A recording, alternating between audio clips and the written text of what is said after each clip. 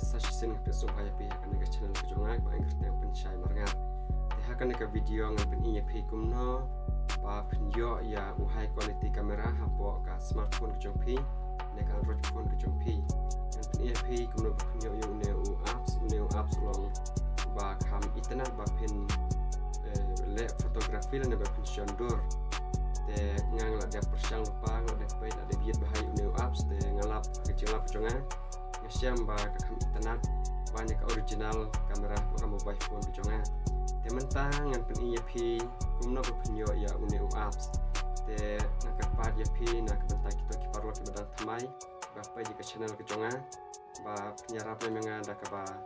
subscribe lang ya ke channel ke jonga da ka ba like ba share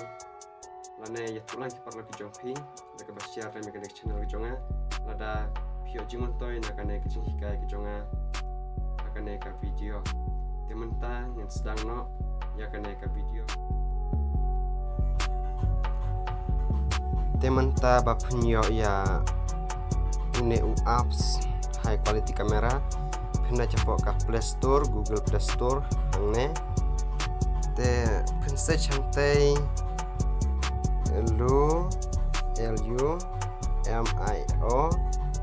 LUMIO CAM cam tu ulame te klik tu apps te ngang la dep install lupa namar ba kamsuk te ngang la dep install lupa te ngan open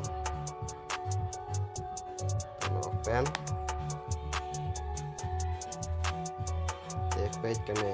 ngas sapok kamera ke jonga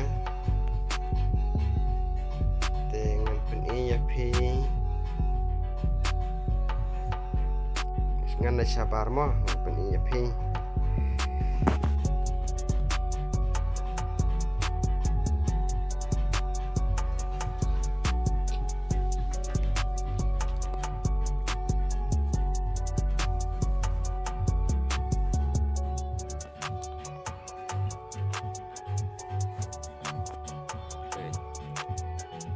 lebih zoom rupa kita gayang dengan zoom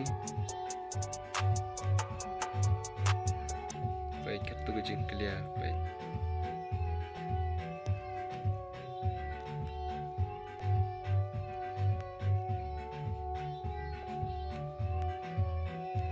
gajeng lap jong ate itenan ha uneu apps kamera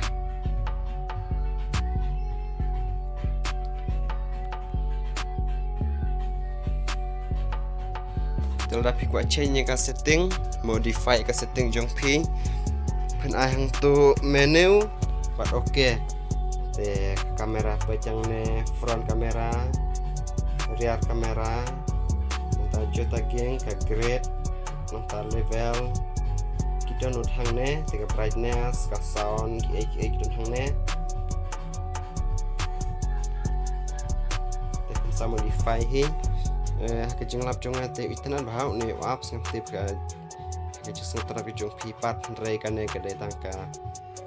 idea hendrai kapkum kejeng setenar kejeng pendon kam lada pi yo jeng mentoy na kane kejeng aibuit kejonga sa komen po bat ngobhaban channel yang ada ke subscribe dan